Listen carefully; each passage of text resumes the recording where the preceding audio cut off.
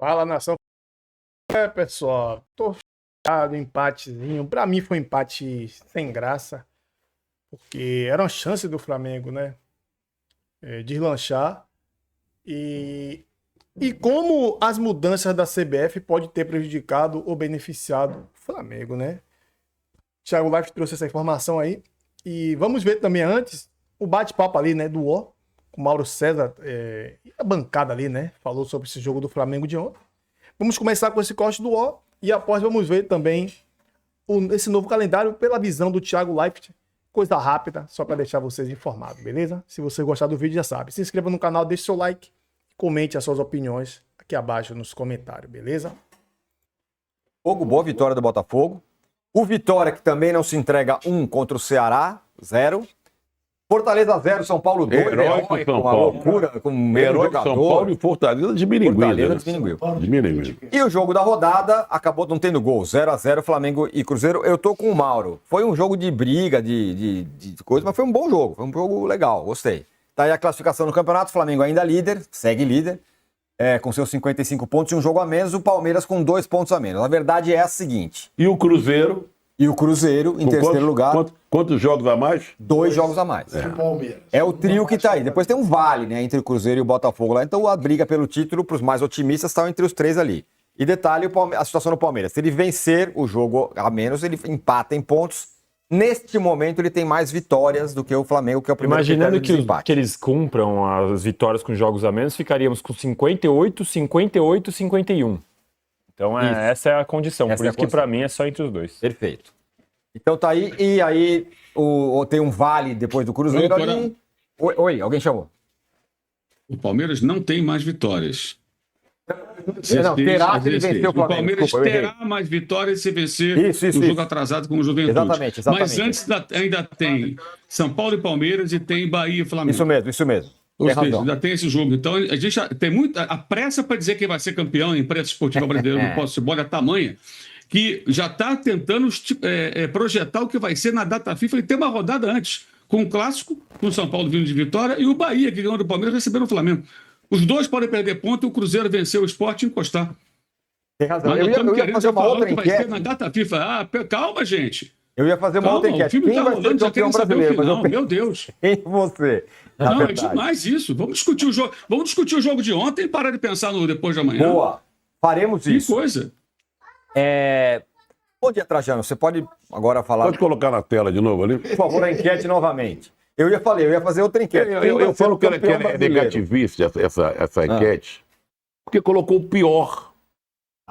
É o pior. Então eles briga pelo título. Pior problema. O que você está apontando? Não, nada aqui. Vai trocar o microfone do Juca, mas pode tocar a bola. Tá. Vai em frente. Então na hora que você colocou o pior problema, não tem problema nenhum. Tem problema, como todo mundo tem. Por exemplo, ontem foi 0-0. O Flamengo jogou mal? Não. Cruzeiro jogou mal? Não. Não é? Então vamos esperar. Essa coisa aí eu também eu acho que tem essa pressa toda. Eu não vejo pior.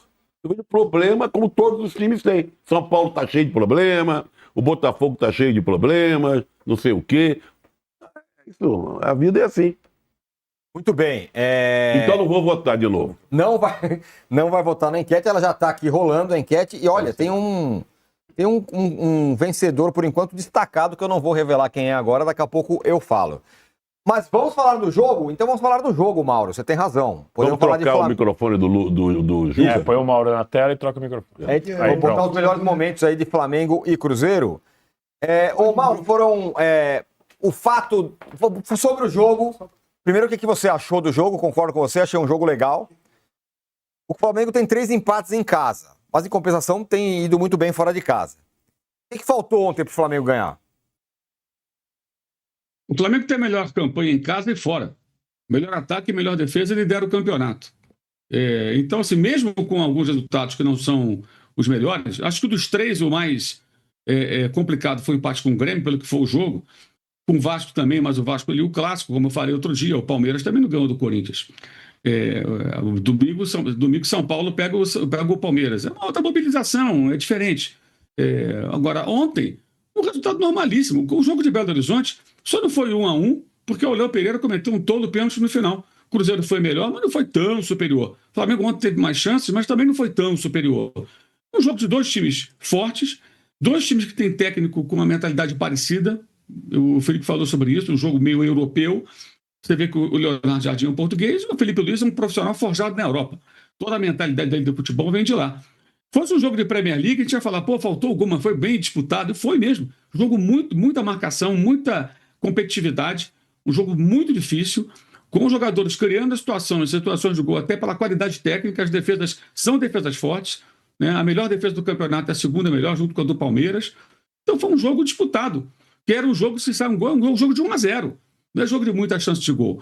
E mesmo com jogadores sem serem brilhantes, conseguiram criar algumas situações. Ontem, depois do jogo, o que tinha de torcedor do Flamengo, torcedorzinho de rede social, esses malas, Flamimimi, reclamando do Samuel Lino, que jogou mal. E mesmo jogando mal, ele deu o passo de cabeça para a Arrascaeta chegar atrasado, não fazendo 1-0 no primeiro tempo, e ele obrigou a defesa mais difícil do Cássio. Então, estou falando de jogadores, Matheus Pereira não foi brilhante, mas quando ele pegava na bola, mesmo o Cruzeiro muitas vezes jogando atrás, a não ser dos momentos que subiu a marcação, que cria alguma coisa, dá trabalho, preocupa. Então foi um jogo de duas equipes que marcam forte, se defendem muito. No caso do Flamengo, assim como o Palmeiras, os times jogando muitas partidas em sequência, não vão conseguir ter o desempenho ideal com esse calendário, ainda mais com aquilo que a CBF fez, sobrecarregando os dois com os jogos do brasileiro sendo puxados para frente, para a Copa do Brasil ser no final do ano. Então o que as pessoas esperam é algo que não vai acontecer. Não vai ter excelência com esse calendário, mas teve um jogo, sim, bem disputado, bem brigado, que não foi brilhante, porque faltou o gol, porque o Plata, por exemplo, ele não conseguiu finalizar da melhor maneira, né? E acho que foi um jogo interessante de acompanhar, não foi um jogo ruim. Agora, aqui no Brasil é assim, se as duas defesas fossem péssimas, goleiros ruins, engolindo frangos, e acabasse 3-3, nossa, que jogaço. Não é jogaço, é um bom entretenimento.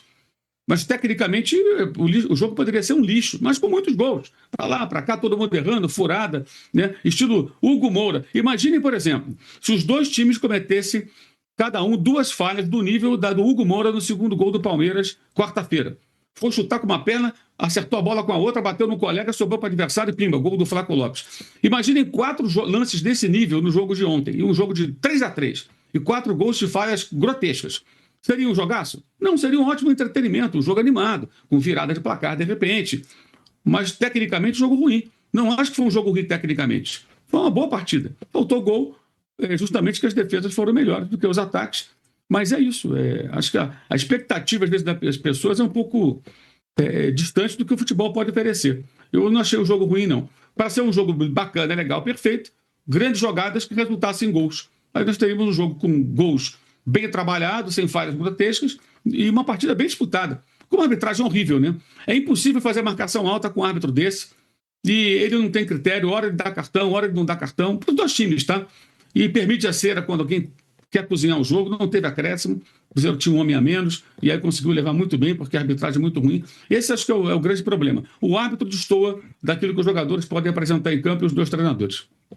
Muito bem. O Juca, tenho algumas informações para te dar. Vamos lá. Primeiro, chegamos na audiência brutal?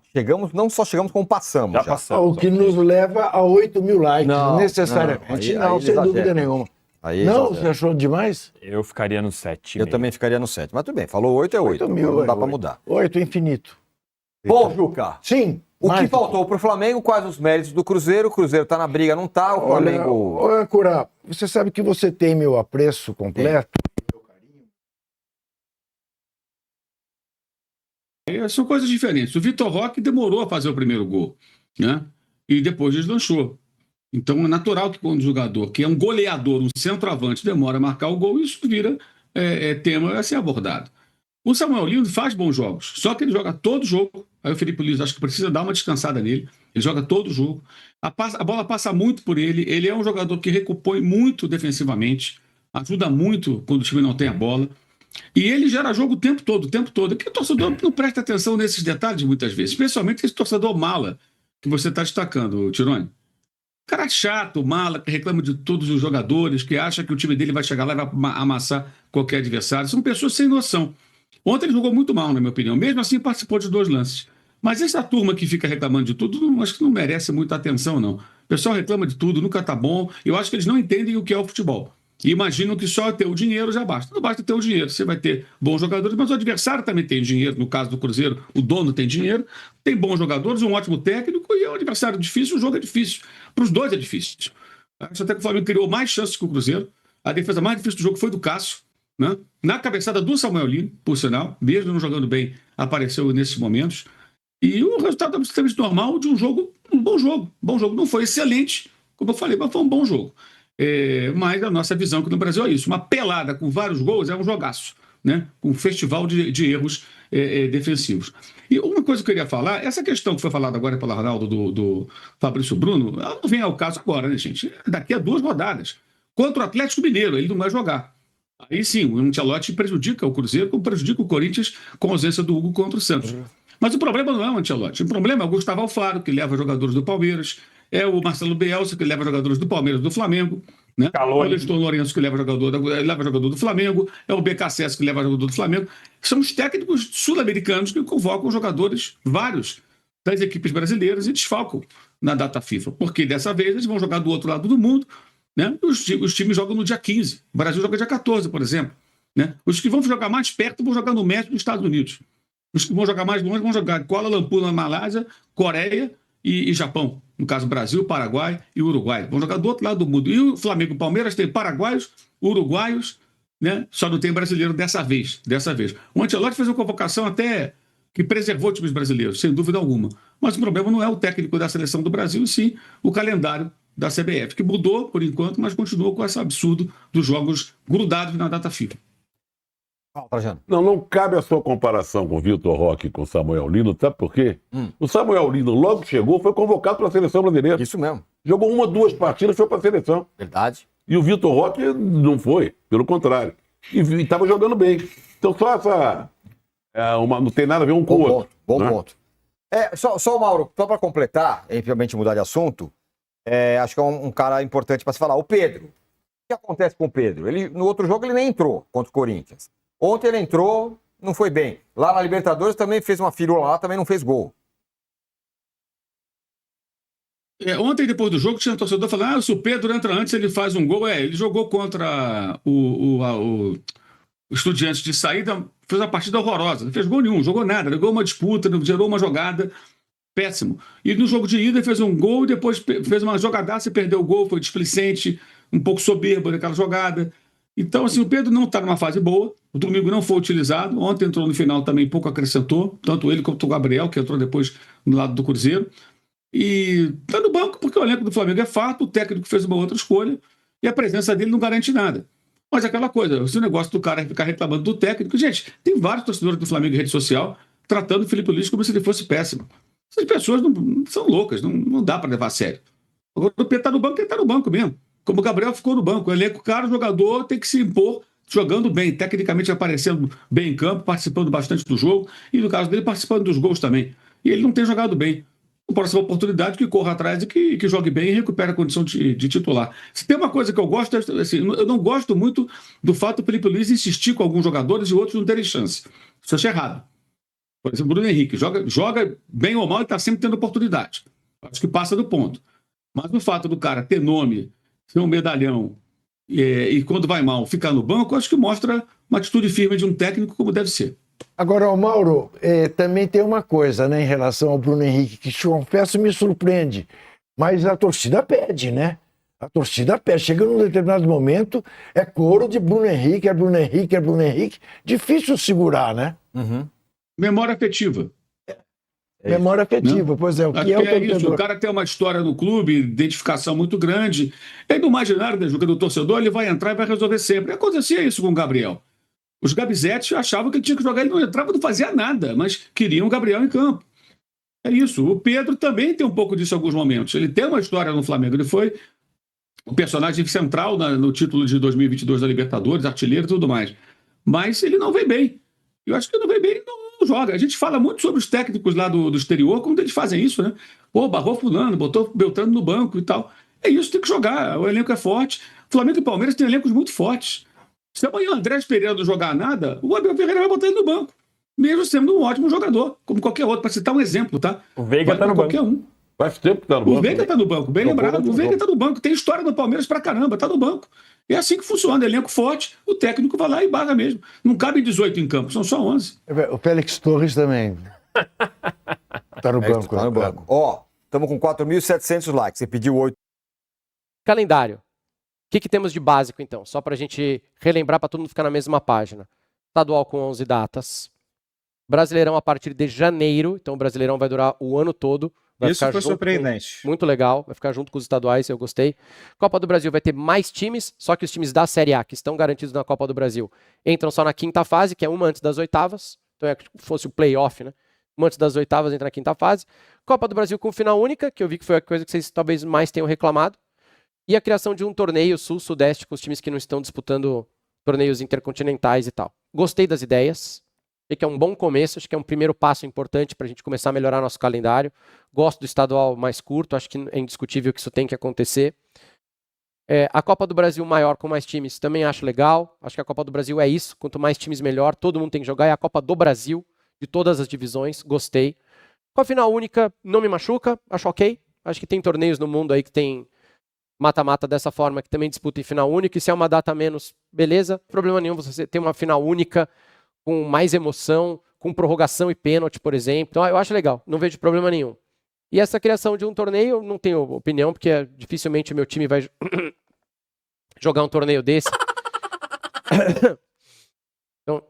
Então não sei. Não cospe pra cima. No sentido geral, menos jogos para os clubes grandes, ótimo, é algo que já era desesperador. Temos aí 7, 8, 9 jogos a menos, dependendo de até onde você vai na Copa do Brasil. Isso é bom. Porém, a Copa do Brasil, que aumentou de clubes, e essa também é uma boa notícia, os clubes grandes, os clubes da Série A, estão entrando muito na frente. Então, de 106 clubes, vão sobrar 12 para a entrada dos 20 da Série A. Eu acho muita mamata. E a final única, eu sou frontalmente contra. Entendo também a questão mercadológica, o jogo único vale mais, tem maior peso. Mas aí você está alijando assim, dezenas de milhares de pessoas que poderiam ir, seja no jogo de ida ou no jogo de volta. Quando você transforma isso num evento único, você já sabe que tem uma cota de patrocinadores, que pega aquelas áreas mistas ali dos estádios e tal, e torcida mesmo fica atrás do gol. Último ano, Flamengo e Galo. Onde teria sido esse jogo? Morumbis? Brasília? Acho que não teria um grande impacto. São Paulo e Flamengo? O jogo iria para o Mineirão? Flamengo e Corinthians? Pô, onde botar, tá resolvido. Só que aí, 2021, a gente vai para Atlético Mineiro e Atlético Paranaense. Uhum. Já não sei se o estádio lotaria. E aí, quando a gente pega o exemplo de comparação com a Libertadores, as finais únicas da Libertadores têm sido um sucesso? Cara... Tava lotado o estádio quando eu fui ano passado? Foi ano passado. Lotado não tava. Do Monumental de Nunes? Não, lotado não tava. Ele tava bem cheio. Mas muito ele ainda cheio. assim... Tá, ele tinha... Mas ele tem 60 mil... exato. 75 mil, acho que deu. Mas ele tem 80 mil lugares, né? Isso só prova o meu ponto, porque... não, mas são dois times do Brasil indo jogar em Buenos Aires. Aqui é mais perto, é mais fácil, pô. Não é tão fácil assim. Brasília é chão pra caramba. Mas tem muito mais voo. Aqui... É muito mais fácil de chegar. Voos caríssimos. Tudo bem, mas é mais fácil de chegar. Mas então, alta temporada pra tudo, é tudo muito caro. É mais fácil de chegar, Você dá um luto no fim de semana, você vai de carro. O jogo é domingo, você viaja sábado de carro, dá uma de louco. Mas, obviamente, você já está tirando aí dezenas de milhares, você está dificultando a presença de torcedores. E quando, assim, o que a torcida de Botafogo e Atlético Mineiro fizeram foi maravilhoso, assim, foi muito acima, talvez até do esperado. Mas quando o estádio não lota e se trata de uma final continental... Caraca, deu 72 mil, Canedo. Eu lembro de ter dado 60 mil, mas os públicos das finais, 2024, você pega a tomada 72 mil. Você pega a tomada lá de cima, tem ainda o anel superior, tem bastante lugar vazio, principalmente na torcida do Galo. Mas ela não é um comentário sobre as torcidas, é sobre a final única. E a final única tira o torcedor do estádio. E aí, cara, se for chegar até naquela discussão mais humana e tal, é o torcedor que acompanhou ali, roeu o osso. Tá, isso é um bom argumento. Bom argumento. E ele tá fora. E assim, a gente não tem malha ferroviária, a gente não é Europa nesse sentido. A Copa da Inglaterra é em Wembley, porque é muito fácil chegar em Londres de trem. Todo mundo, eu vivi essa experiência lá não só as finais de Copas, os playoffs são decididos, as vagas para subir. Eu fui no Southampton e Leeds. Cara, fantástico, as torcidas chegam muito de boa de trem. Cara, Brasil não tem como. A gente tá aqui falando de toda a rodada das viagens do calendário, o Brasil não tem como, Thiago. É porque tá restrito ao Sudeste, e aí é mais fácil imaginar. Tá bom, tô convencido. Afinal, Flamengo e Corinthians resolve. Tô convencido. Tô convencido. Você tem razão, até de acesso para torcedores com menos grana para comprar ingresso também, né? Mas eu vou fazer as minhas ressalvas agora. Minha ressalva sobre a final única. Digamos que a final única seja no Morumbis, por sorteio. E chegam na final Corinthians e Palmeiras do Morumbis. Ainda tem isso? Como é que nós vamos resolver? E aí? Final única? Como é que nós vamos fazer? Torcida única na final única? Só mulheres e crianças? Como é que nós vamos acomodar os anjinhos os anjinhos? Como é que nós vamos acomodar os anjinhos numa final única se 2 times da mesma cidade chegarem na final? E pode acontecer. Eu tô convencido. O Canedo me convenceu. Acho que final única na Copa do Brasil é realmente incompatível com a realidade do nosso país. Mais um ponto interessante sobre o calendário. O Brasileirão começando 28 de janeiro. Tem um movimento aí que eu acho que tá bem claro e na prática vai ficar ainda mais. Os estaduais já perderam peso. Se a gente pegar um recorte de 10 anos para cá, o estadual tinha mais de 20 datas. Sim, agora caiu para 11. Se o seu time colocar titulares numa semifinal de estadual, até numa final de estadual, em detrimento ao Campeonato Brasileiro, desculpa, você é o otário. Só vai ter um jeito de a gente continuar com essa quantidade de torneios e clubes, que é a Série A com 18 clubes. Eu sei que vocês não querem, porque 4/5 de vocês do chat estão sempre ameaçados de rebaixamento. Eu acho que a maioria de vocês está sempre olhando para baixo do que olhando para cima. Falo também por experiência própria, então a gente não quer. Mas o Brasileirão com 18 clubes na Série A, ele fica com praticamente um mês a menos de rodada para a gente ter mais espaço.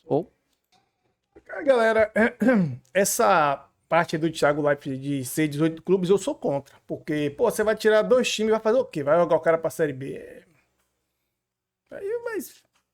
Então, como é que vai resolver isso? Vai rebaixar 6? Vai rebaixar 6? No caso, né? Rapaz, eu acho que ficou melhor o Brasileirão, porque agora o time vai ter mais tempo. Mas agora imagine, pessoal, você tá na final do Paulistão ou na final de um Cariocão. Tudo bem que vai ser no começo do ano. O time ainda vai ter margem, muitos jogos. Mas às vezes o campeonato começa, como é o caso do Flamengo aí, né? E o Palmeiras que começou ganhando tudo. E hoje eles têm gordura, né? Pra ir botar um time reserva para disputar a Libertadores. Como é que vai ficar a Libertadores? Copa do Brasil. Eu, particularmente, eu acho que tudo que a CBF faz não é pensando no bem dos times, é pensando no bolso deles. Por que o brasileiro agora vai ser o ano todo? Porque eles ganham com isso. Eles ganham com isso, eles vão ganhar agora o ano todo. Não vai ser só, né? 8 meses, 9 meses. Vai ser o ano todo. Então, eles estão pensando no seu próprio umbigo, meu irmão. E depois querem que o Flamengo pense no umbigo dos outros. No meu caso que tá aí, é da questão do dinheiro, que tá lá na justiça. Mais tarde tem um vídeo sobre isso, viu, pessoal? Fica ligado aí. E falando sobre o que o Mário César falou, velho, vocês podem até discordar de mim, mas eu não sou puxa-saco de jornalista, mas o único jornalista que tem credibilidade, além também, o Thiago Leifert também tem credibilidade, mas o Mauro César, mesmo ele sendo um torcedor do Flamengo, como todo mundo sabe que ele torce pro Flamengo, ele não é flamenguete, ele fala a verdade. E ontem eu vi muitos comentários mesmo de esse pessoal que tem canal aí, né, que tá começando, que fica falando ali. O cara quer falar de alguém pra aparecer também, né? Como tem muita gente que só fala do Neymar, né? Então falar do Samuel Lino é bom, porque atrai visibilidade. O jogador que é do centro do Flamengo, o cara gosta do centro do Flamengo, vê lá uma capa lá, o Samuel Lino, e o cara falando do cara, vai querer assistir pra ver o que o cara falou mesmo. Pra mim, cara, o jogo de ontem, eu fiz a capa outro empate melancólico. Falei que o Pedro deveria jogar. Na minha concepção, o Felipe Luiz não errou na escalação. O Prata, agora só não acho que o Prata tem que jogar de centroavante, porque o time fica muito limitado. Por exemplo, um jogo como estava duro ontem, tudo bem que, como o Felipe Luiz falou, que o Jardim joga com linha adiantada, né, linha alta. Por isso que ele colocou prata. É a explicação dele, né? Mas eu acho, pessoal, que o Pedro ali, no começo de jogo, na minha opinião, poderia ser um pouco melhor, porque o jogo estava muito pegado no meio de campo. O jogo não estava jogando aberto pelas pontas, estava centralizado, tanto que teve muitas faltas. O Carrascal mesmo tomou o cartão, né? O Alexandre também. Teve mais cartões também pro Cruzeiro, né? O cara deu um pontapé no Samuel Lino. Mas o jogo estava muito centralizado e estava muito congestionado. Não tinha como jogar pelo meio. E eu entendo assim que jogasse o Prata, como o Flamengo joga, Prata aberto, Samuel Lino aberto na esquerda, Prata aberto na direita, ou Pedro ou Bruno Henrique centralizado. Eu acho que ia ter mais jogadas, porque teria referência, mas tudo bem. Felipe Luiz fez o esquema dele. E sobre o Zenzo, né? É isso aí, o Zenzo reclama de tudo. Pô, o time não pode empatar, que já estão reclamando, todo mundo some, ninguém tá nem mais pro time só porque empatou. Cara, eu tinha jogo torcedor, que quando o time perde e não quer saber do time, pra mim não é torcedor. Pra mim ele é oportunista. Porque o time empatou, perdeu, não vou querer saber do time. Que é isso, rapaz? Você não é torcedor raiz, pô. Não é igual aquele seu José, seu Manuel que tem aqui no canal. Que o cara, ganhando ou não, o cara tá aqui comentando, não só no meu, no canal de todo mundo aí, participando, vendo onde o time errou, onde o time acertou, pra ele ficar antenado do time dele. Quando ele chegar na rodinha lá do bar dele, lá da praça, ele vai discutir sobre o time, ele vai saber o que vai falar. Não vai ficar falando, porque o fulano de tal jogou mal, não joga nada. Aquele Zenzo, né? Aquela galera que fala todo metódico, que fala parecendo que é um advogado. Rapaz, comigo aqui, eu falo do meu jeito mesmo e não tô nem aí. Quem não gosta, não posso fazer nada. Mas o Flamengo ontem foi um jogo bem, velho. Não foi um jogo ruim. Eu só acho que a escalação poderia ter um centroavante, né? E eu vou falar o que eu penso. Mas não vou ficar aqui, porra, Samuel Lino jogou mal. Não jogou mal, tava bem marcado, porra. O Prata tava bem marcado. O Leonardo Jardim é um dos especialistas em armar boas defesas.